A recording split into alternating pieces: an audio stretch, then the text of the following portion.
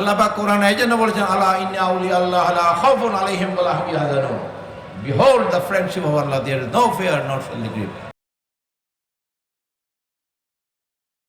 তুমি যতই গাউসুল আজম মাইজভান্ডারের বিরুদ্ধে বলো, যতই খাজা গরিবে নওয়াজের বিরুদ্ধে বলো, যতই গাউসে পাক আব্দুল কাদের জিলানীর বিরুদ্ধে বলো, তোমার বলার কারণে সেখানে লোক আরো বাড়বে। এটাই আল্লাহর ওলিদের কারামত,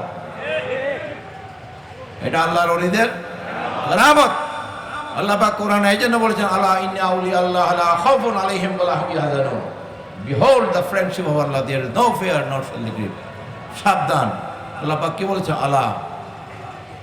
সব জায়গায় কিন্তু আলা শব্দ আল্লাহ ব্যবহার করেনি, কিছু কিছু জায়গায় এই আল্লাহর ওলিদের ব্যাপারে আলা, সাবধান।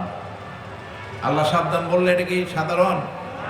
আপনাদের মধ্যে সাবধান বলা কি? আল্লাহ পাক বলছে সাবধান, আমার ওলিদের কোনো ভয় নাই।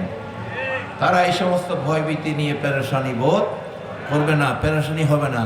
তাদের সাথে যারা থাকবে তাদেরও কোনো পেরেশানি নেই। সুবহানাল্লাহ।